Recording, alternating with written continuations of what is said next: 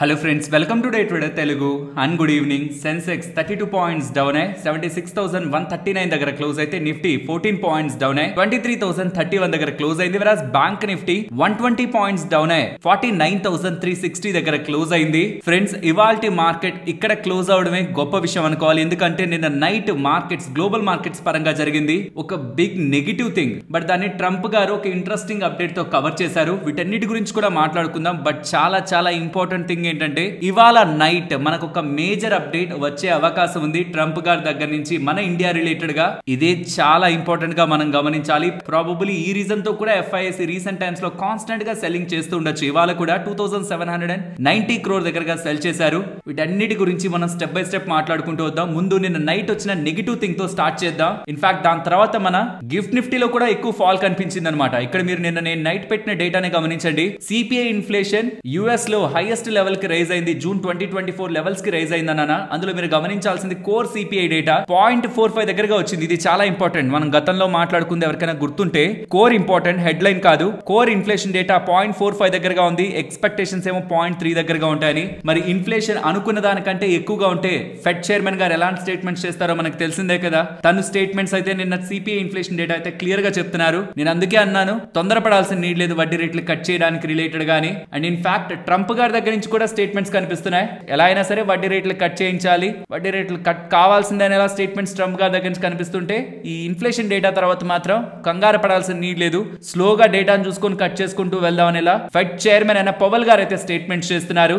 ఈ అన్ని కూడా నిన్న నైట్ మనకు ఒక పాయింట్ కి big negative things US markets దానికి సీరియస్ గా రియాక్ట్ అయ్యాయి. అదే పాయింట్ ఎగ్జాక్ట్ పాయింట్ లో మనకు ఒక బిగ్ అనౌన్స్మెంట్ ట్రంప్ గారి దగ్గర నుంచి అయితే వచ్చింది. నేను రష్యా ప్రెసిడెంట్ తోనూ యుక్రెయిన్ ప్రెసిడెంట్ తోనూ మాట్లాడేశాను. ఇక వాళ్ళిద్దరి మధ్యలో వార్ ఆర్ యుద్ధం ఆగిపోవడానికి ఇద్దరు కూడా అంగీకరించారనేలా స్టేట్మెంట్స్ చేస్తూ US దగ్గర నుంచి వచ్చిన స్టేట్మెంట్స్ ని మీరు విన్నారనుకోండి, నాటోలోకి యుక్రెయిన్ కి ఎటువంటి ప్రవేశం కూడా ఉండదు. అండ్ ఈవెన్ 2014 రిలేటెడ్ గా యుక్రెయిన్ ఎక్స్పెక్ట్ చేస్తున్న అంతకు ముందుంటున్న సినారియోస్ ఎక్స్పెక్ట్ చేస్తున్నది కాస్త అది కూడా జరగదనేలా ట్రంప్ గారు స్టేట్మెంట్స్ పాస్ చేస్తూ ఉండడం. ఇన్ సింపుల్ టర్మ్స్ రష్యాకి పాజిటివ్ గా తను మాట్లాడుతూ యుక్రెయిన్ రిలేటెడ్ గా తను మద్దతుగా లేడనేలా ఇండైరెక్ట్ గా మనకి స్టేట్మెంట్స్ అయితే కనిపిస్తాయి. బట్ అల్టిమేట్ గా వాళ్ళిద్దరి మధ్యలో వార్ అయితే ఆగిపోయిందని అఫీషియల్ గా రష్యా ప్రెసిడెంట్ కూడా దాన్ని ఒప్పుకున్నారని ఎలా ట్రంప్ గారు చేసిన స్టేట్మెంట్స్ గ్లోబల్ మార్కెట్స్ అయితే కొంత బూస్ట్ చేసింది. ఎందుకంటే వాళ్ళిద్దరి మధ్యలో ఇష్యూతో ఎంతో టైం మార్కెట్ సఫర్ అయ్యాయి. బట్ తర్వాత పట్టించుకోలేదు. తర్వాత మళ్ళీ మార్కెట్స్ ఆల్ టైమ్ హైకి వెళ్ళాయి కదా. బట్ ఉంటున్న ఇష్యూ సార్ట్ అవుట్ అయిందంటే క్రూడ్ ఆయిల్ సెగ్మెంట్ పరంగా పాజిటివ్. గ్లోబల్ గా జియో పొలిటికల్ టెన్షన్స్ తగ్గుతున్నాయంటే అదొక మంచి పరిణామమే కదా మార్కెట్ గ్లోబల్ మార్కెట్స్ కి. కాబట్టి ఈ థింగ్ ని మనం పాజిటివ్ గా తీసుకోవచ్చు. బట్ ఇవాళ నైట్ నేను థంబ్నెయిల్ లో పెట్టింది కూడా అదే. ఇవాళ నైట్ ఎందుకు ఇంపార్టెంట్ అంటే నిన్న ట్రంప్ గారు చేసిన స్టేట్మెంట్స్ ఏంటంటే రెసిప్రోకల్ టారిఫ్ ఇవాళ కానీ రేపు కానీ ఎప్పుడో ఒకటి సైన్ చేసేస్తాను అన్నారు. అది ఎప్పుడు చేశారు స్టేట్మెంట్? నిన్న. సో నిన్న ఇవాళ రేపు అన్నారంటే మోస్ట్లీ అది బై ఎండ్ ఆఫ్ ఇవాళ నైట్ కి. ఇవాళ నైట్ అక్కడ US కి మార్నింగ్ అవుతుంది కాబట్టి మోస్ట్లీ ఇవాళ నైట్ మనకి ట్రంప్ గారి సైడ్ నుంచి రెసిప్రోకల్ టారిఫ్ రిలేటెడ్ గా అప్డేట్స్ వచ్చే అవకాశం ఉంది. నేను ఒక దగ్గర సోషల్ మీడియాలో చూశాను, ఎందుకని ఓన్లీ రెసిప్రోకల్ టారిఫ్స్ అంటే ఇండియాలోనే సెల్లింగ్ రావాలి, కెనడా రిలేటెడ్ గా, బ్రెజిల్ రిలేటెడ్ గా, యూరోపియన్ యూనియన్ రిలేటెడ్ గా కూడా అక్కడ కరెన్సీస్ బానే ఉన్నాయి, అక్కడ మార్కెట్స్ అంతా బానే ఉన్నాయి, ఎందుకు ఇండియాలోనే అన్సర్టినిటీ అంటే కెనడా, బ్రెజిల్, యూరోపియన్ యూనియన్ వీళ్ళందరూ కూడా నెగోసియేషన్స్ కి ముందుకు వచ్చారు. మేము నెగోసియేట్ చేస్తాం, మేము మీతో డిస్కస్ చేస్తాం, టారిఫ్ల గురించి మాట్లాడతామని స్టేట్మెంట్స్ వాళ్ళ దగ్గర నుంచి కనిపించాయి. కాబట్టి వాళ్ళు మాట్లాడుకొని ఏదో ఒకటి మన మీద ఇంపాక్ట్ లేకుండా చూసుకుంటారులే అనుకున్నాం. కానీ ఇండియా రిలేటెడ్ గా మాత్రం అలాంటి స్టేట్మెంట్ ఏం రాలేదు. ప్రాబబుల్లీ ట్రంప్ గారి మీటింగ్ కూడా ఉంది కదా, ఆల్రెడీ జరుగుతుంది. ఇంకొన్ని గంటల్లో దాని రిలేటెడ్ గా అప్డేట్స్ కూడా వస్తాయని వార్తా పత్రికల్లో ఉన్నాయి. ట్రంప్ గారిది, మన ప్రైమ్ మినిస్టర్ అన్న నరేంద్ర మోడీ గారిది ఇద్దరి సమావేశకు సంబంధించిన హైలైట్స్ బయటకు వస్తాయని అప్డేట్స్ కూడా ఉన్నాయి. దాంట్లో ఖచ్చితంగా ట్యాక్స్ రిలేటెడ్ గా డేటా డిస్కషన్ లో ఉండింటుంది. ఆ అప్డేట్ రిలేటెడ్ గా ఫైనల్ అవుట్కమ్ కానీ వీళ్ళిద్దరు దేశానికి సంబంధించిన నిర్ణాయకులు ఒక లైన్ మీదకి వచ్చి ఒక బ్యాలెన్స్డ్ పాయింట్ దగ్గర ఎండ్ అయ్యి ఈ రెసిప్రోకల్ టారిఫ్లు అన్నెసరీ టారిఫ్ల సైడ్ వెళ్లకుండా కానీ ట్రంప్ ని ఆపగలిగితే దెన్ ఏదైతే ఇప్పటి వరకు జరిగిన FIS సెల్లింగ్ ఉందో అది కొంతవరకు ఎండ్ అయ్యే అవకాశం ఉంటుంది. ఎందుకంటే ఈ టారిఫ్ల టెన్షన్స్ గ్లోబల్ గా బాండ్ డీల్స్ రిలేటెడ్ గాను, డాలర్ ఇండెక్స్ రిలేటెడ్ గాను, అండ్ మన రూపీ వీక్ అవుతూ ఉండడం అండ్ FIS అవుట్ ఫ్లోస్ వీటన్నిటిని కూడా పక్కన పెడుతూ ఇంతకంటే ఇది ఇంపార్టెంట్ ఫ్యాక్టర్ కమింగ్ టైమ్స్ లో మొత్తాన్ని మార్చేస్తుంది. టారిఫ్లు వేస్తే మొత్తం గ్లోబల్ ట్రేడ్ సప్లై అంతా ఇంపాక్ట్ అవుతుంది అనేలా బిగ్ ఎలిమెంట్ గా మారింది. ఈవెన్ దాంతో కూడా FIS సెల్లింగ్ పెరుగుండే అవకాశం కూడా ఉంటుంది. కాబట్టి ఆ ఎలిమెంట్ ని కూడా పక్కన పెడితే వీళ్ళ సెల్లింగ్ ఒక ఇంటెన్సిటీ ఫర్దర్ గా ఎలా ఉంటుంది అనేది మనకు అర్థమవుతుంది. రీసెంట్ టైమ్స్ లో కొంత కూల్ ఆఫ్ అయిన రూపీ 88 నుంచి 86.4 వరకు కూల్ ఆఫ్ అయిన రూపీ మళ్ళీ ఫర్దర్ గా వీక్ అవుతున్నట్లయితే కనిపిస్తుంది. ఇంకా 87 మార్క్ కి రీచ్ అవుతున్నట్లయితే కనిపిస్తుంది. అండ్ ఇవాళ స్మాల్ క్యాప్ లో, మిడ్ క్యాప్ లో, నిఫ్టీలో, బ్యాంక్ నిఫ్టీలో అన్నిట్లో మంచి రికవరీ అయితే కనిపించింది. కానీ end of the day closing అయితే అలా జరగలేదు. రీసెంట్ టైమ్స్ లో మీకు చెప్పింది అదే, రికవరీ వచ్చినప్పుడు సంతోషపడడంలో మనం లాజిక్ లేదు అని. ఎందుకంటే ఇంత సెల్ ఆఫ్ ఉంటున్నప్పుడు రికవరీ కామనే, బట్ క్లోజింగ్ ఎక్కడవుతుంది?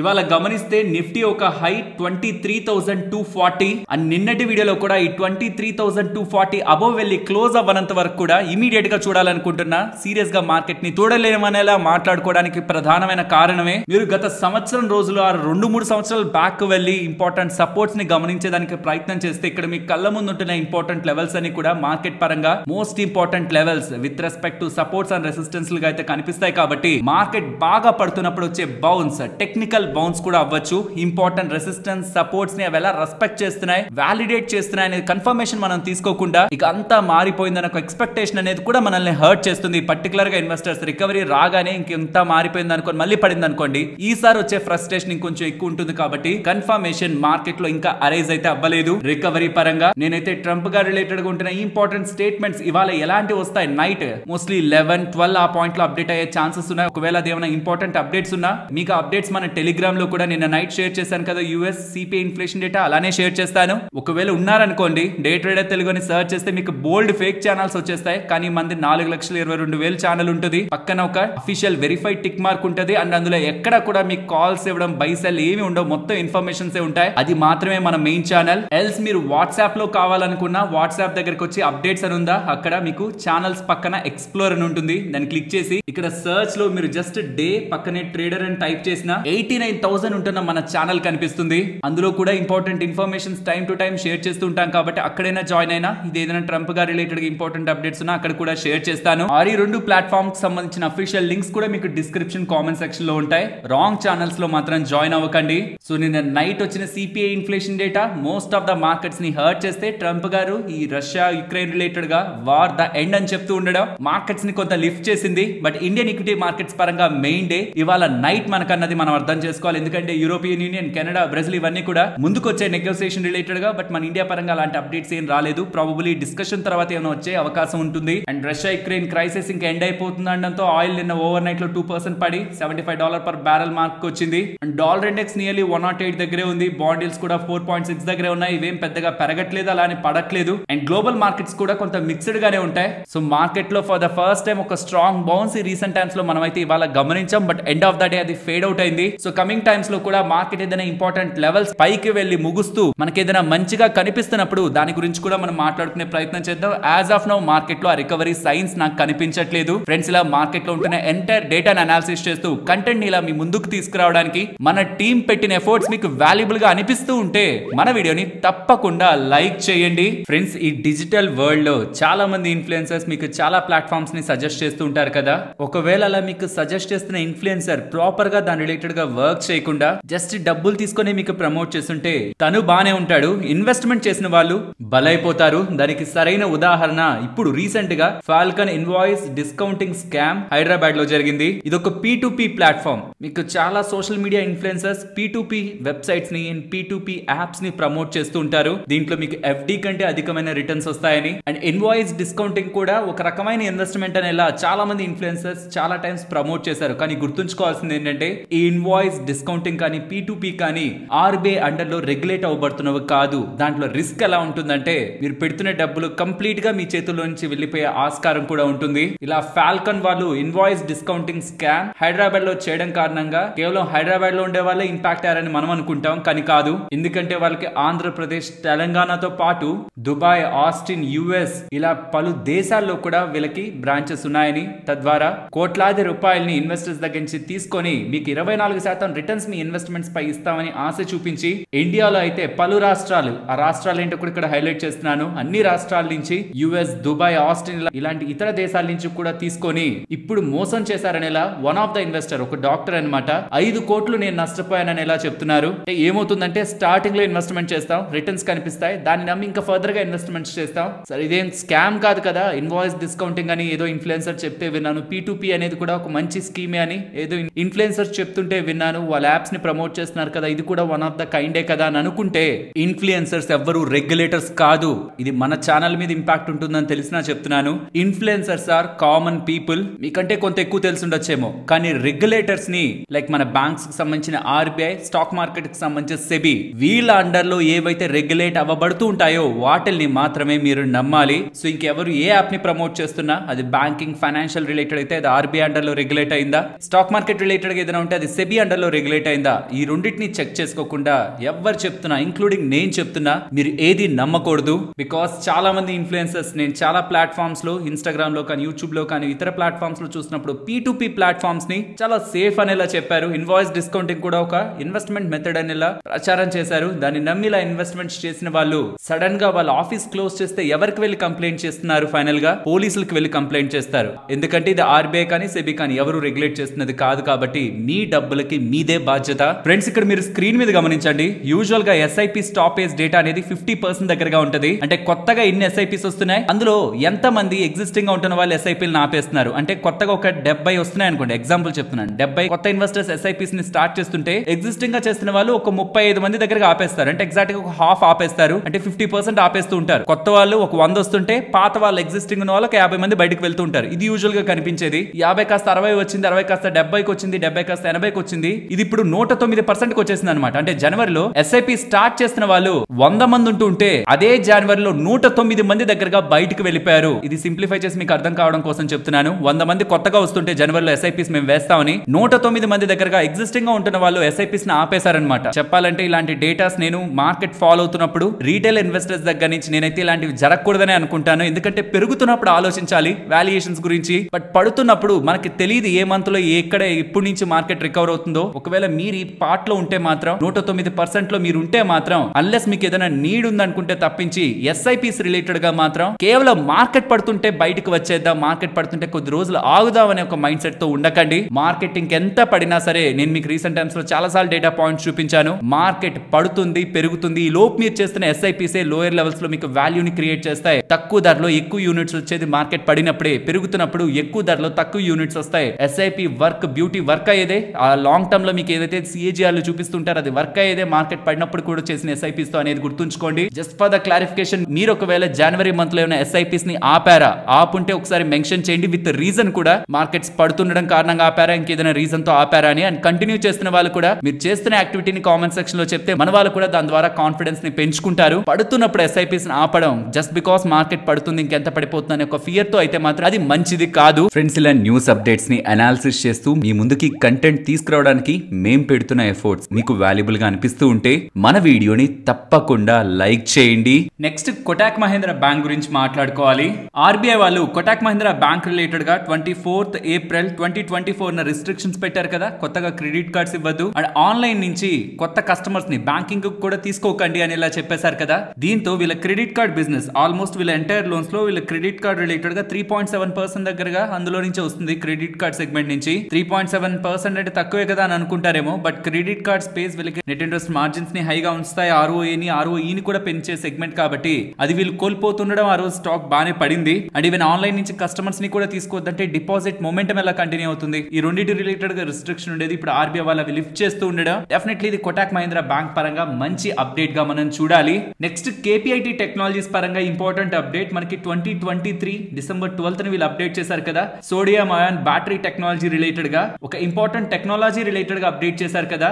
దాన్ని ట్రెంటార్ ఎనర్జీ సొల్యూషన్ వాళ్ళతో కంబైన్ అయ్యి వాళ్ళతో పార్ట్నర్ అయ్యి ఆ టెక్నాలజీని, సోడియం అయాన్ బ్యాటరీ టెక్నాలజీని కమర్షియలైజేషన్ చేయడానికి కేపీఐటీ టెక్నాలజీస్ వాళ్ళు ప్రయత్నిస్తున్నట్లయితే మనకి డేటా మల్టిపుల్ ప్లాట్ఫామ్స్ లో కనిపిస్తుంది. దాన్ని కమర్షియలైజేషన్ చేస్తే డెఫినెట్లీ ఇప్పుడు ఉంటున్న రెవెన్యూస్ కి అది యాడ్ అవుతుంది, ప్రాఫిట్స్ పెరిగే ఛాన్స్ ఉంది, రాయల్టీ వచ్చే ఛాన్స్ ఉంది. బట్ అది ఏ మేరకు కమర్షియలైజేషన్ అవుతుంది అనేది కేపీఐటీ ఇన్వెస్టర్స్ కమింగ్ టైమ్స్ లో జాగ్రత్తగా అబ్జర్వ్ చేయాలి. ఒక ఇంపార్టెంట్ అప్డేట్ మనకి కర్ణాటక సైడ్ నుంచి కనిపిస్తుంది. కర్ణాటక గవర్నమెంట్ నుంచి ఇక్కడ నుంచి కొంత time back micro finance loans ఇస్తున్న వాళ్ళు, ఆర్బీఐ అండర్ లో లేకుండా లోన్స్ ఇస్తున్న వాళ్ళు ఎవరెవరైతే అలాంటి లోన్స్ కర్ణాటక ప్రజలకు ఇచ్చారో ₹1 కూడా వాళ్ళకి కట్టాల్సిన నీడ్ లేదు.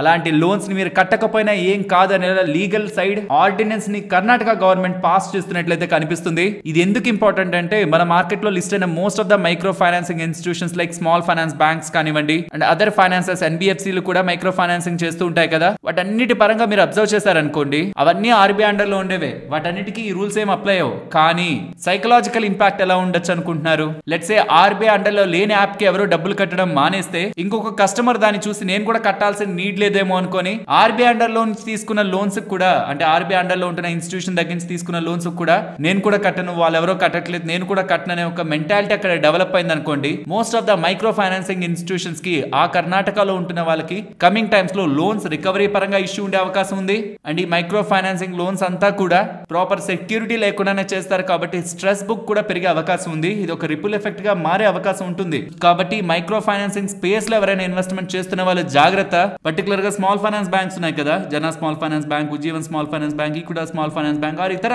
ఎన్బిఎఫ్సిస్ కానీ ఇతర చిన్న చిన్న ఫైనాన్సింగ్ ఇన్స్టిట్యూషన్స్ కానీ మైక్రో ఫైనాన్సింగ్ స్పేస్ లో వాళ్ళు ఉండి, అది కూడా కర్ణాటక స్పేస్ లో ఎక్కువగా వాళ్ళు ప్రెసెంట్ అయితే ఒక్కసారి వాటి రిలేటెడ్ గా కొంత ఫోకస్ అయితే ఇప్పుడు పెట్టండి. కమింగ్ టైమ్స్ లో ఇది ఎన్ఫోర్స్ అవుతున్నప్పుడు కొంతమంది కట్టడం మానేస్తే మిగిలిన వాళ్ళ మైండ్ సెట్ పై ఎలాంటి ఇంపాక్ట్ ని చూపించి వాళ్ళు ఎలా ఫర్దర్ గా ముందుకు వెళ్తారన్న దాన్ని బట్టి నేను ఇందాక మాట్లాడిన ఫైనాన్షియల్ ఇన్స్టిట్యూషన్స్ ఒక నెంబర్స్ ఆధారపడి ఉంటాయి. నెక్స్ట్ సెబీ రిలేటెడ్ గా 2 ఇంపార్టెంట్ అప్డేట్స్ కనిపిస్తున్నాయి. అందులో పవర్ఫుల్ థింగ్ మీకు స్క్రీన్ ముందు పెడుతున్నాను, జాగ్రత్తగా గమనించండి. సోషల్ మీడియా ప్లాట్ఫామ్ లో నుంచి కంటెంట్ ని రిమూవ్ చేసే పవర్ ని సెబీ వాళ్ళకి ఇవ్వాల్సిందిగా గవర్నమెంట్ ని అడుగుతున్నారని సెబీ వాళ్ళు. అండ్ మోస్ట్ ఇంపార్టెంట్, ఎవరెవరైతే సోషల్ మీడియా ప్లాట్ఫామ్స్ ని హ్యాండిల్ చేస్తున్నారో వాళ్ళకి సంబంధించిన కాల్ రికార్డ్స్, వాళ్ళ గ్రూప్ చాట్స్ అంటే వాళ్ళ పర్సనల్ చాట్స్ ఇవన్నిటిని కూడా యాక్సెస్ కావాల్సిందిగా సెబీ వాళ్ళు గవర్నమెంట్ కి రిక్వెస్ట్ చేస్తున్నారని ఇలా అప్డేట్స్ కనిపిస్తున్నాయి. బికాస్ ఎవరైనా రూల్స్ ని బ్రేక్ చేస్తే వాళ్ళ మీద యాక్షన్ తీసుకోవాలంటే వాళ్ళు ఎవరెవరితో మాట్లాడారు, ఏం మాట్లాడారు, వాళ్ళు ఏం టెక్స్ట్లు పంపించారు, ఇవన్నీ కూడా సెబీకి తెలియాల్సి ఉంటుందని అలా తెలుసుకుందాం అనే ప్రయత్నంలో వాట్సాప్ కానీ అండ్ ఇతర ప్లాట్ఫామ్స్ ఏవైనా సోషల్ మీడియా ప్లాట్ఫామ్స్ కి సంబంధించి డేటాను అడుగుతుంటే వాళ్ళు ఇవ్వట్లేదని రిజిస్టర్డ్ ఏజెన్సీ, రెగ్యులేటరీ ఏజెన్సీస్ కి మాత్రమే ఇస్తాం, బట్ సెబీ ఆ లెవెల్లో లేదు కాబట్టి వాళ్ళని కూడా ఈ సోషల్ మీడియా ప్లాట్ఫామ్స్ డేటా అడిగితే ఇచ్చే లెవెల్లో సెబీని పెట్టాల్సిందిగా సెబీ వాళ్ళు గవర్నమెంట్ ని అడుగుతున్నట్లయితే కనిపిస్తుంది. ఈవెన్ 2022 నుంచి అనుకుంటా సెబీ వాళ్ళు దీని రిలేటెడ్ గా గవర్నమెంట్ ని అడుగుతున్నారు. ఒకవేళ అలా ఇస్తే మాత్రం, యాక్సెస్ ఇస్తే మాత్రం సోషల్ మీడియా నడుపుతున్న వాళ్ళ ఫోన్ రికార్డ్స్, వాళ్ళ కాల్ రికార్డ్స్, వాళ్ళ చాట్స్ ఇవన్నీ కూడా సెబీ వాళ్ళు యాక్సెస్ చేయగలిగే పొజిషన్ కి అయితే వెళ్తుంది. అండ్ వాళ్ళ సోషల్ మీడియా ప్లాట్ఫామ్ నుంచి ఏదైనా ఒక పోస్ట్ ని కానీ, వీడియోని కానీ, ఆర్ ఈవెన్ లింక్స్ ని కానీ, ఆర్ వాళ్ళు పంపించిన టెక్స్ట్ ని కానీ ఏదైనా సరే డిలీట్ చేసే పవర్స్ కూడా సెబీ వాళ్ళు అడుగుతున్నట్లయితే అర్థమవుతుంది. ఇదొకటి కదా. ఇంకొకటి, ఇక్కడ నుంచి కొంత time back CNBC Awaaz related గా కొంతమంది యాంకర్స్ వాళ్ళ షోస్ లో ఇచ్చే by today cell tomorrow calls 2 సంవత్సరాల రిలేటెడ్ గా ఉంటున్న డేటాని సెబీ వాళ్ళు పరిశీలిస్తున్నప్పుడు ఏవేవైతే ఆ పర్టికులర్ డే రోజు ఇది బై చేయండి రేపు సెల్ చేయొచ్చు అని చెప్తున్నారో దాన్ని ముందుగానే వాళ్ళకి తెలిసిన వాళ్ళకి చెప్పి వాళ్ళు ముందుగానే కొనిపెట్టించుకొని తర్వాత రీటైలర్స్ అంతా కొన్న తర్వాత అమ్మి లాభాలని పొందారనేలా కొంతమంది యాంకర్స్ రిలేటెడ్ గా సెబీ వాళ్ళు రిపోర్ట్ ని రిలీజ్ చేశారు కదా. దీనిపై ఫైనల్ గా 2,83,00,000 డిమాండ్ నోటీస్ ని ఆ యాంకర్స్ కి పంపిస్తూ, ఒకరికి కాదు మొత్తం 7 మెంబర్స్ ఉన్నారు, వాళ్ళందరికీ పంపిస్తూ విత్ ఇన్ 15 days లోపు పేమెంట్ చేయండి, లేదంటే మీకు సంబంధించిన బ్యాంక్ అకౌంట్స్ అసెట్స్ మొత్తాన్ని అటాచ్ చేయాల్సి ఉంటుందనేలా సెబీ వాళ్ళు ఈ టీవీ యాంకర్స్ పరంగా డిమాండ్ నోటీస్ ని పంపించినట్లయితే అర్థమవుతుంది. బట్ మీ ఒపీనియన్, పర్టికులర్ గా సోషల్ మీడియా ప్లాట్ఫామ్స్ పరంగా సెబీకి ఫుల్ కంట్రోల్ కావాలి అండ్ కాల్ రికార్డ్స్, చాట్స్ పరంగా కూడా సెబీ వాళ్ళు యాక్సెస్ చేయగలిగే స్టేజ్ లో ఉండాలనేలా సెబీ వాళ్ళ రిక్వెస్ట్ గవర్నమెంట్ కి వెళ్తుందనేలా వేరియస్ ఫైనాన్షియల్ ప్లాట్ఫామ్స్ లో పబ్లిష్ అవుతుంది కదా. దీనిపై మీ అభిప్రాయాన్ని వీలైతే కామెంట్ సెక్షన్ లో షేర్ చేయండి. ఫ్రెండ్స్, ఈ మార్కెట్ ఫాల్ లో చాలా పారామీటర్స్ ని కన్సిడరేషన్ లోకి తీసుకొని ఆల్రెడీ ఉంటున్న స్టాక్స్ ని యావరేజ్ చేద్దామన్నా కొత్త స్టాక్స్ ని కొనాలన్నా చూస్తూ ఉంటారు కదా. అందులో వన్ ఆఫ్ ద పారామీటర్ ఏంటంటే ప్రమోటర్ గ్రూప్ కానీ ఆర్ డైరెక్టర్స్ ఆర్ వాళ్ళ ఇమీడియట్ రిలేటివ్స్ ఎప్పుడైనా స్టాక్స్ ని కొంటున్నారంటే ఇక్కడ 2 పాసిబిలిటీస్ ఉంటాయి. ఒకటి, నిజంగా ఏదో జరిగేదానికి పాసిబిలిటీ ఉంది కంపెనీలో నెక్స్ట్, కాబట్టి వాళ్ళు ముందుగా కొనుక్కుంటున్నారు, మీన్స్ వాళ్ళు కొంటున్నారు బికాస్ కమింగ్ టైమ్స్ లో ఏదైనా జరిగితే ఆ ముందుగానే కొనడం వల్ల లాభం వాళ్ళకు వస్తుందని, షేర్లు పెరగడం ద్వారా. ఇదో పాసిబిలిటీ, ఇది మోస్ట్లీ కామన్ గా అందరూ థింక్ చేసేదే. రెండో పాసిబిలిటీ ఏంటో తెలుసా? ఇలా మనం మాట్లాడుకోవాలని, పబ్లిక్ లోకి ఇన్ఫర్మేషన్ వెళ్ళాలని, ప్రమోటర్స్ కొంటున్నారు, డైరెక్టర్స్ కొంటున్నారు, ఆ రిలేటివ్స్ కొంటున్నారనే బజ్ క్రియేట్ అవ్వాలని కూడా ప్రమోటర్స్, డైరెక్టర్స్ కొంత మొత్తంలో 1000 షేర్లు, 500 షేర్లు, లేకపోతే ఆ షేర్ ధరను బట్టి చిన్న చిన్న మొత్తాల్లో కూడా కొనేసి ప్రమోటర్స్ కొంటున్నారనే ఇన్ఫర్మేషన్ పంపించడానికి కూడా, బజ్ క్రియేట్ చేయడానికి కూడా ప్రయత్నిస్తుంటారు. కాబట్టి ఇన్ఫర్మేషన్ చూసి మనం మొత్తం అన్నిటినీ పాజిటివ్ గా కాకుండా వీటిల్లో నుంచి మనం ఫర్దర్ గా ఫిల్టర్ చేయగలిగితే, అలా కొంటున్నారంటే ఏదైనా కమింగ్ టైమ్స్ లో ఇంపార్టెంట్ గ్రోత్ ఫ్యాక్టర్స్ ప్లే అయ్యే స్కోప్ ఉందా, అసలు ఆ కంపెనీని మీరు ఆల్రెడీ ట్రాక్ చేస్తుంటే ఇంకాస్త ఫర్దర్ అటెన్షన్ దానికి ఇవ్వడానికి యూజ్ అవుతుంది. కాబట్టి ఇన్ రీసెంట్ టైమ్స్ మార్కెట్ పడుతున్నప్పుడు ఏ కంపెనీస్ లో ఏ పర్సన్స్ ఆర్ కంపెనీస్ ఎంతెంత వాటాని కొంటున్నాయి, ఎన్ని షేర్ని కొంటున్నాయి, అది కొనక ముందు వాళ్ళు ఎంత వాటాను ఆ కంపెనీలో హోల్డ్ చేస్తున్నారు, అండ్ కొంటున్న వాళ్ళ ఆ కంపెనీకి సంబంధించింది ఎవరు, ప్రమోటర్ గ్రూపా, డైరెక్టర్స్ సంబంధించిన ఇమీడియట్ రిలేటివ్సా, ఎవరు వాళ్ళు, డైరెక్టర్సా, ప్రమోటర్సా, ఎవరు అనేది ఇక్కడ ఉంటుంది. కొనక ముందు వాళ్ళ దగ్గర వాటా ఎంత ఉంది, ఎన్ని కొంటున్నారు, ఏ ప్రైస్ లో కొంటున్నారు, ఎంత పెద్ద మొత్తంలో డబ్బులు పెట్టి కొంటున్నారు, కొన్న తర్వాత వాళ్ళ వాటా ఎంతకు వెళ్తుంది, ఎలా కొన్నారు, మార్కెట్ లో నుంచే కొనుంటారు. మొత్తం ఇక్కడ అంతా డేటా అదే. ఇది రీసెంట్ టైమ్స్ లో ఎన్ఎస్సికి అప్డేట్ అవుతున్న డేటాను బట్టి మీ ముందు ప్రెజెంట్ చేస్తున్న డేటా. మీ స్టడీకి ఏమైనా యూజ్ అవుతుంటే చూసుకోండి. నేను 2 పాసిబిలిటీస్ కూడా చెప్పాను కాబట్టి ఇది ఒక జస్ట్ ఫ్యాక్టర్ అంతే. ఫర్దర్ స్క్రీనింగ్ కి యూజ్ అవుతుంటే ఒక స్క్రీన్ షాట్ తీసుకోండి. నెక్స్ట్ టీసీఎస్ వాళ్ళు గ్లోబల్ కంపెనీ అయిన యూపీఎం వాళ్ళతో టైఅప్ అవుతున్నారని. యూపీఎం అనేది రెన్యూబుల్ రిలేటెడ్ గా అండ్ డీకార్బనైజేషన్ రిలేటెడ్ గా సొల్యూషన్స్ ప్రొవైడ్ చేసే కంపెనీ. అండ్ ఆ కంపెనీ ఒక డిజిటల్ ట్రాన్స్ఫర్మేషన్ కోసం, ఏఐ లెడ్ ఐటీ ట్రాన్స్ఫర్మేషన్ కోసం టీసీఎస్ వాళ్ళతో టైఅప్ అవుతున్నట్టు అప్డేట్స్ అయితే కనిపిస్తూ ఉన్నాయి. నెక్స్ట్ ఓఎన్జీసీ అలాగే ఎన్టీపీసీ గ్రీన్ కలిసి ఉంటున్న జాయింట్ వెంచర్ ఒకటి అయానా రెన్యూబుల్ ని 19,500 crore కి అక్వైర్ చేస్తున్నట్లయితే అప్డేట్స్ చేస్తున్నారు. వీళ్ళిద్దరి కాంబినేషన్ తో ఉంటున్న కంపెనీ అనమాట ఓఎన్జీపీఎల్. ఇది ఒక జాయింట్ వెంచర్. ఇది స్టార్ట్ చేసిన ఫస్ట్ నుంచి ఇప్పటి వరకు చేసిన మొదటి అక్విజిషన్ ఇదే. ఇంతకీ వీళ్ళు కొంటున్న అయానా రెన్యూబుల్ కంపెనీలో ఏమేమి ఉన్నాయి? 4.1 గిగావాట్ రెన్యూబుల్ పోర్ట్ఫోలియో వాళ్ళ దగ్గర ఉంది. ఇది వీళ్ళ ఫర్దర్ రెన్యూబుల్ కెపాసిటీకి యాడ్ అవుతుంది కాబట్టి బోత్ ఓఎన్జీసీ అండ్ ఎన్టీపీసీ వాళ్ళకి ఇండియా ఎనర్జీ ట్రాన్సిషన్ పరంగా ఇది ఒక మంచి ట్రాన్సాక్షన్ అనేలా ONGC and NTPC green related గా అప్డేట్స్ అయితే కనిపిస్తూ ఉన్నాయి. నెక్స్ట్ బీపీసీఎల్ రిలేటెడ్ గా 2 ఇంపార్టెంట్ అప్డేట్స్ ఉన్నాయి. ఒకటి, బీపీసీఎల్ వాళ్ళు స్ట్రాటజిక్ క్రూడ్ ఆయిల్ డీల్ ని పెట్రోబ్రాస్ వాళ్ళ దగ్గర నుంచి గెలుచుకున్నారు. ఇది బ్రెజిల్ కి సంబంధించిన నేషనల్ ఆయిల్ కంపెనీ అనమాట. సో అక్కడి నుంచి క్రూడ్ ఆయిల్ ని ఇక్కడికి మన దగ్గరికి సప్లై చేసుకోవడానికి లాంగ్ టర్మ్ కాంట్రాక్ట్ ని వీళ్ళు గెలుచుకున్నట్టు ఒక అప్డేట్ బీపీసీఎల్ దగ్గర నుంచి వస్తూ ఉంటే, వీళ్ళు షిప్పింగ్ కార్పొరేషన్ వాళ్ళతో కూడా ఒక ఎంఓఈని కుదుర్చుకొని ఇండియాకి సంబంధించిన ఎనర్జీ అండ్ మ్యారిటైమ్ స్పేస్ లో, నేవల్ స్పేస్ లో కూడా వీళ్ళ సప్లై చైన్ నెట్వర్క్ ని స్ట్రెంథన్ చేసుకుంటున్నట్లు అప్డేట్స్ అయితే చేస్తున్నారు. ఈ డీల్ మాత్రం ప్యూర్లీ వీళ్ళ logistics and supply chain improve చేసుకోవడానికి. నెక్స్ట్ వారే రెన్యూబుల్ గురించి మాట్లాడుకోవాలి. వీళ్ళకి ఒక ఈపీసీ ఆర్డర్ అయితే బ్యాటరీ స్టోరేజ్ పరంగా లభించింది. 40 మెగావాట్ బ్యాటరీ స్టోరేజ్ సిస్టమ్. ఎవరి దగ్గర నుంచి వచ్చిందో చెప్పట్లేదు, ఇండిపెండెంట్ పవర్ ప్రొడ్యూసర్ దగ్గర నుంచి వచ్చిందని చెప్తున్నారు. 40 crore విలువ చేసే ఆర్డర్ అని మాత్రం ఎక్స్చేంజెస్ కి చెప్తున్నారు. నెక్స్ట్ శిల్పా మెడికేర్ గురించి మాట్లాడుకోవాలి. వాళ్ళకి ఇండియన్ డ్రగ్ రెగ్యులేటర్ అయిన సెడెస్కో వాళ్ళ దగ్గర నుంచి NAFLD ట్రీట్మెంట్ రిలేటెడ్ గా అప్రూవల్ దొరుకుతున్నట్లయితే కనిపిస్తుంది. NAFLD అంటే ఏంటి? Non alcoholic fatty liver disease అనమాట. ఇది ప్రాపర్ గా ట్రీట్ చేయకపోతే కండిషన్ చాలా సీరియస్ అవుతుంది. ఇలాంటి కండిషన్స్ లో యూజ్ చేసే డ్రగ్ 500 mg డ్రగ్ అయిన norursodeoxycholic acid drug related గా అప్రూవల్ లభించినట్లు శిల్పా మెడికేర్ వాళ్ళైతే అప్డేట్ చేశారు. జెన్ టెక్నాలజీస్ వాళ్ళు ఒక్కొక్క రోజు ఒక్కొక్క అప్డేట్ ఈ ఏరో ఇండియా 2025 లో రిలీజ్ చేస్తున్నారు. ఇప్పుడేమో next generation compact and training systems ని డే 4 ఆఫ్ ఏరో ఇండియా 2025 లో భాగంగా ఆ సమిట్ లో రిలీజ్ చేస్తూ ఏఐ పవర్డ్ సిస్టమ్స్ ఈ బ్యాటిల్ ఫీల్డ్ లో అండ్ మిషన్స్ లో కూడా యుద్ధ వీరులు వెళ్తూ ఉంటారు కదా, మన సోల్జర్స్ వెళ్తుంటారు కదా, ఆ టైంలో వాళ్ళని ఇంకా రెడీగా ఉంచడానికి, ఎఫెక్టివ్ గా ఉంచడానికి ఏఐ పవర్డ్ సిస్టమ్స్ ని కూడా ఇండియన్ డిఫెన్స్ ని స్ట్రెంథన్ చేయడానికి వీళ్ళు తయారు చేసినట్లు వాటిని ఏరో ఇండియా 2025 లో షోకేస్ చేస్తున్నట్లయితే డేటా కనిపిస్తూ ఉంది. నెక్స్ట్ ఇంజనీర్స్ ఇండియా గురించి మాట్లాడుకోవాలి. 2 ఇంపార్టెంట్ అప్డేట్స్ ఉన్నాయి. ఒకటి, వాళ్ళ మేనేజ్మెంట్ దగ్గర నుంచి న్యూక్లియర్ స్పేస్ లోకి ఎంటర్ అవుతారనేలా డేటా కనిపిస్తుంది. మరి చూడాలి దీని రిలేటెడ్ గా ఎలాంటి ఫర్దర్ క్లారిఫికేషన్స్ మేనేజ్మెంట్ దగ్గర నుంచి వస్తుందని. సో న్యూక్లియర్ సెక్టార్ లో కూడా ఇంజనీర్స్ ఇండియా వాళ్ళు ఎంటర్ అవుతారనేలా అప్డేట్స్ ఫ్రమ్ మేనేజ్మెంట్ నుంచి కనిపిస్తుందనేలా ఫైనాన్షియల్ ప్లాట్ఫామ్స్ లో డేటా కనిపిస్తూ ఉంటే, ఇంకొక అప్డేట్ ఇంపార్టెంట్ దే స్క్రీన్ ముందు ఉంచుతున్నాను. వీళ్ళు 106 crores విలువ చేసే కాంట్రాక్ట్ ఐఓసీఎల్ దగ్గర నుంచి, ఇండియన్ ఆయిల్ కార్పొరేషన్ వాళ్ళ దగ్గర నుంచి గెలుచుకున్నారని project management and consultancy services related గా ఇండియన్ ఆయిల్ కార్పొరేషన్ వాళ్ళకి వీళ్ళు సర్వీసెస్ ని అందిస్తున్నందుకు గాను వీళ్ళకి లభిస్తున్న ఈ ఆర్డర్ అనేలా, ఒడిశాకు సంబంధించిన ఆర్డర్ అనేలా పెట్రోకెమికల్ ఇన్ఫ్రాస్ట్రక్చర్ పరంగా వీళ్ళకి వస్తున్న డీల్ పరంగా అప్డేట్ చేశారు. నెక్స్ట్ జాగిల్ ప్రీపెయిడ్ ఓషన్ సర్వీసెస్ గురించి మాట్లాడుకోవాలి. వీళ్ళు బ్యాంక్ ఆఫ్ ఇండియాని వాళ్ళ క్లయింట్ గా యాడ్ చేసుకుంటున్నట్టు. సో ఈ ఫిన్టెక్ స్పేస్ లో ఇప్పుడు బ్యాంక్ ఆఫ్ ఇండియా వాళ్ళు వచ్చి జాయిన్ అవడం వల్ల ఈ స్పేస్ ఫర్దర్ గా వీళ్ళకి స్ట్రెంథన్ అవుతుందని ఎక్స్చేంజెస్ కి చెప్తున్నారు. నెక్స్ట్ ఐసిఐసిఐ వాళ్ళ దగ్గర నుంచి ఐసిఐసిఐ ప్రుడెన్షియల్ ఏఎంసీ ఐపీఓ అయితే రాబోతుందని మనం అర్థం చేసుకోవచ్చు. ఐసిఐసిఐ ప్రుడెన్షియల్ అనేది ఒక joint venture between ICICI bank and Prudential PLC.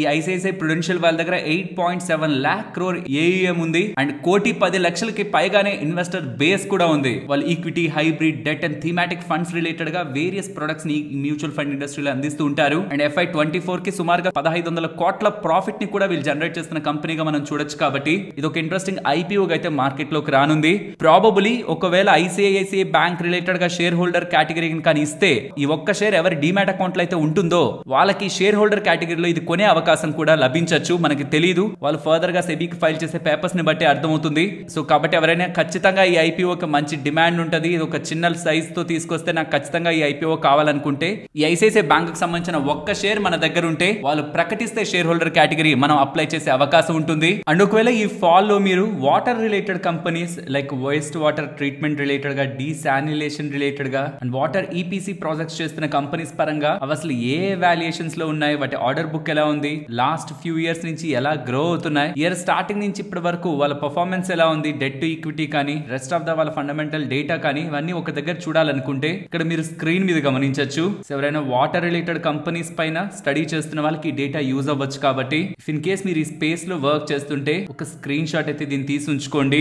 Next lemon tree hotels గురించి మాట్లాడుకోవాలి. వీళ్ళకి సంబంధించి ఫ్రాంచైజ్ అగ్రిమెంట్ ఉంటది కదా, లైక్ వీళ్ళు ఒక హోటల్ వాళ్ళతో టైఅప్ అయి ఒక డీల్ ని కుదుర్చుకుంటారు కదా, సెటిలైట్ మోడల్ లో వీళ్ళు వెళ్తున్నారు కదా. ఇందులో భాగంగా న్యూ హోటల్ ని పంజాబ్ లో వీళ్ళు ఓపెన్ చేయబోతున్నారని, ఆ హోటల్ రిలేటెడ్ గా 30 రూమ్స్ ఉంటాయి, రెస్టారెంట్ ఉంటుంది, terrace, lounge, meeting room, banquet hall and fitness centre ఇవన్నీ కలిగి ఉంటున్న ఈ ప్రాపర్టీని FY26 లో వీళ్ళు ఓపెన్ చేసి ఫర్దర్ గా అక్కడ బిజినెస్ ని స్టార్ట్ చేస్తారనేలా లెమన్ ట్రీ హోటల్స్ వాళ్ళు అప్డేట్ చేశారు. అండ్ ఈ ప్రీమియర్ ఎక్స్ప్లోజివ్స్ వాళ్ళకి 20 crore 36 lakhs విలువ చేసే ఎక్స్పోర్ట్ ఆర్డర్ ఒకటి రాకెట్ మోటార్స్ రిలేటెడ్ గా డిజైన్ అండ్ డెవలప్మెంట్ పరంగా లభించింది. ఇది నెక్స్ట్ 2 years లో కంప్లీట్ చేస్తారనేలా వీళ్ళు అప్డేట్స్ చేశారు. నెక్స్ట్ రైల్ టెల్ గురించి మాట్లాడుకోవాలి. మల్టిపుల్ అప్డేట్స్ ఉన్నాయి, ఒక్కొక్కటిగా గమనించండి. వీళ్ళకి airports authority of India Chennai వాళ్ళ దగ్గర నుంచి 14 crore 72 lakhs విలువ చేసే ఒక ఆర్డర్ ఎయిర్పోర్ట్ ఇన్ఫ్రాస్ట్రక్చర్ పరంగా లభించిందని చెప్తున్నారు. దీంతో పాటు Bihar education project council BEPC వాళ్ళ దగ్గర నుంచి మల్టిపుల్ ఆర్డర్స్ లభించాయి. ఒకటేమో 69 crore 21 lakhs విలువ చేసే ఆర్డర్, ఇంకొకటేమో 36 crore 95 lakhs విలువ చేసే ఆర్డర్, ఇంకొకటి 16 crore 97 lakhs విలువ చేసేది. ఇలా వివిధ ఆర్డర్స్ ఈ BEPC వాళ్ళ దగ్గర నుంచి, బీహార్ ఎడ్యుకేషన్ ప్రాజెక్ట్ కౌన్సిల్ వాళ్ళ దగ్గర నుంచి లభించాయనేలా వీళ్ళు అప్డేట్ చేస్తున్నారు. నెక్స్ట్ వోల్టాస్ వాళ్ళకి, రామ్కో వాళ్ళకి, ప్రిజమ్ సిమెంట్ వాళ్ళకి, వీళ్ళ ముగ్గురికి కూడా సుప్రీం కోర్టు దగ్గర నుంచి ఊరట లభించిందనే చెప్పాలి. బికాస్ వీళ్ళ రిలేటెడ్ గా మహారాష్ట్ర గవర్నమెంట్ ట్యాక్స్ డిమాండ్స్ అయితే ఈ 3 కంపెనీలని కలిపి సుమారుగా 273 కోట్ల 54 లక్షలు కట్టాలనేలా మహారాష్ట్ర గవర్నమెంట్స్ ఒక ట్యాక్స్ డిమాండ్స్ అయితే కనిపించాయి. కానీ రిట్రోస్పెక్టివ్ గా వెళ్ళి, అంటే ఒకటి రూల్ తీసుకొచ్చాక వెనక్కి కూడా వెళ్ళి ఇలా ట్యాక్స్లు వేయడం సరికాదనేలా సుప్రీంకోర్టు వాళ్ళు మహారాష్ట్ర వాళ్ళ డిమాండ్స్ అయితే తోసిపుచ్చుతూ ఈ 3 కంపెనీస్ కి ఫేవర్ గా 273 కోట్ల 54 లక్షల ఫేవర్ ని సుప్రీంకోర్టు వాళ్ళైతే అందించారు. నెక్స్ట్ రిఫెక్స్ రెన్యూబుల్స్ గురించి మాట్లాడుకోవాలి. వీళ్ళు 100% స్టేక్ ని spectrum renewable energy limited related గా కొనబోతున్నట్లు, ఇందుకోసం 16 కోట్ల 71 లక్షలు ఖర్చు పెట్టబోతున్నట్లయితే అప్డేట్స్ చేస్తున్నారు. ఇంతకీ కొనబోతున్న కంపెనీ ఏం చేస్తుంది? కంప్రెస్డ్ బయోగ్యాస్ ఉంటది కదా, CBG అంటారు కదా, దాని రిలేటెడ్ గా and organic manure production related గా ఫ్రమ్ బయోడిగ్రేడబుల్ వేస్ట్ నుంచి ఆర్గానిక్ మాన్యూర్ ప్రొడక్షన్ రిలేటెడ్ గా కూడా కంపెనీ బిజినెస్ చేస్తూ ఉంటుందని, వాళ్ళ turn over almost 2 crore 64 lakhs దగ్గరగా ఉంటుందని, దాన్ని వీళ్ళు 16 crore 71 lakhs పెట్టి కొనబోతున్నట్లు అండ్ ఎంటైర్ థింగ్స్ అన్ని కూడా ఎక్విజిషన్ అంతా కూడా March 31st 2025 కంప్లీట్ అవుతుందని ఇలా రిఫెక్స్ రెన్యూబుల్స్ వాళ్ళు అప్డేట్స్ చేస్తున్నారు. నెక్స్ట్ టైమ్ టెక్నోప్లాస్ట్ వాళ్ళకి 65 crore 85 lakhs విలువ చేసే ఆర్డర్ గుజరాత్ గవర్నమెంట్ వాళ్ళ దగ్గర నుంచి లభించిందని, ఇది నెక్స్ట్ 2 years లో కంప్లీట్ చేస్తారని, ఇండస్ట్రియల్ ప్యాకేజింగ్ ప్రొడక్ట్స్ రిలేటెడ్ గా సప్లై పరంగా వీళ్ళకి లభించిన ఆర్డర్ అనేలా అప్డేట్స్ చేస్తున్నారు. వీళ్ళకి 76% దగ్గరగా రెవెన్యూస్ ఇండస్ట్రియల్ ప్యాకేజింగ్ నుంచే లభిస్తుంటాయి. లైక్ పాలిమర్ డ్రమ్స్ కానీ, జెరీ క్యాన్స్ కానీ, IBCs కానీ వీళ్ళు సప్లై చేస్తుంటారు. వెరస్ 24% కాంపోజిట్ ప్రొడక్ట్స్ నుంచి infrastructure and tech solutions related గా కూడా వీళ్ళు రెవెన్యూస్ ని సంపాదిస్తారు. నెక్స్ట్ రిజల్ట్స్ తో స్టార్ట్ చేద్దాం. ఫస్ట్ ఎంటిరో హెల్త్ కేర్ సొల్యూషన్స్, ఇది స్టార్ట్ అయింది 2018 లో. వీళ్ళు సర్జికల్ అండ్ ఫార్మాసిటికల్ ప్రొడక్ట్స్ ఉంటాయి కదా, వాటి రిలేటెడ్ గా డిస్ట్రిబ్యూషన్ అండ్ మార్కెటింగ్ లో ఉంటారు. వీళ్ళ నెంబర్ స్క్రీన్ మీద పెడతాను చూడండి. రెవెన్యూస్ 37% గ్రో అయ్యాయి, బట్ మార్జిన్స్ 9.1 నుంచి 9.8% కి పెరగడం ద్వారా గ్రాస్ ప్రాఫిట్ రెవెన్యూ కంటే స్ట్రాంగ్ గా గ్రో అయింది. దానికంటే ఆపరేటింగ్ ప్రాఫిట్ 75% దగ్గరగా గ్రో అయింది. దీంతో ప్రాఫిటబిలిటీ 322% దగ్గరగా గ్రో అయింది. సో గతంలో ఉంటున్నవన్నీ కూడా ఈసారి ఇంప్రూవ్ అవుతుండేసరికి బాటమ్ లైన్ లో స్ట్రాంగ్ ఇంపాక్ట్ మనకు కనిపించింది. దీంతో పాటు ROCE, ROE ఇవన్నీ కూడా మంచిగా ఇంప్రూవ్ అవుతున్నట్లు ఇక్కడ మనం గమనించవచ్చు. ఓవరాల్ ఎంటిరో హెల్త్ కేర్ వాళ్ళ నెంబర్స్ బాగున్నాయి అండ్ కిర్లోస్కర్ బ్రదర్స్ వాళ్ళ నెంబర్స్ కూడా మీరు ఇక్కడ గమనించవచ్చు. రెవెన్యూస్ 19% దగ్గరగా గ్రో అవుతుంటే ఆపరేటింగ్ సైడ్ 32% గ్రోత్, మార్జిన్స్ లో గ్రోత్ కనిపిస్తుంది. 14.3 నుంచి 16% కి జంప్ కనిపిస్తుంది మార్జిన్స్. దీంతో ప్రాఫిటబిలిటీ ఏకంగా 44% దగ్గరగా గ్రో అయింది. అండ్ వీళ్ళ ఆర్డర్స్ కూడా ప్రెసెంట్ 3094 దగ్గరగా మెయింటైన్ అవుతూ కిర్లోస్కర్ బ్రదర్స్ రిలేటెడ్ గా హెల్దీ సెట్ ఆఫ్ నెంబర్స్ ఈసారి వాళ్ళు డెలివర్ చేశారనుకోవచ్చు. నెక్స్ట్ PN గాడ్గిల్ వాళ్ళ నెంబర్స్, ఇది ఒక జ్యువెలరీ కంపెనీ. నెంబర్స్ ని చూడండి. రెవెన్యూస్ 23.5% తో గ్రో అయ్యాయి, operating side 37.2 and profitability 49.4. So margins లో క్లియర్ గా మీకు ఇంప్రూవ్మెంట్ కనిపిస్తున్నాయి కదా, రెవెన్యూస్ కంటే ప్రాఫిట్స్ బాగా గ్రో అయ్యాయి. స్టోర్ కౌంట్ పెరిగింది, growth in stores year on year comparison లో బానే ఉంది. ఓవరాల్ PN గాడ్గిల్ వాళ్ళ నెంబర్స్ కూడా బానే కనిపిస్తున్నాయి. నెక్స్ట్ నాట్కో ఫార్మా గురించి మాట్లాడుకోవాలి. నాట్కో ఫార్మా వాళ్ళ నెంబర్స్ ని మీరు గమనిస్తే రెవెన్యూస్ డిక్లైన్ అవుతున్నాయి, అవుతున్నాయి, మార్జిన్స్ డిక్లైన్ అవుతున్నాయి, దీంతో ప్రాఫిటబిలిటీ కూడా సిగ్నిఫికెంట్ గా ఈసారి డిక్లైన్ అవుతుంది. ఇలా ఎందుకు సడన్ గా వీళ్ళ నెంబర్స్ లో ఇంత డ్రాప్ కనిపించింది?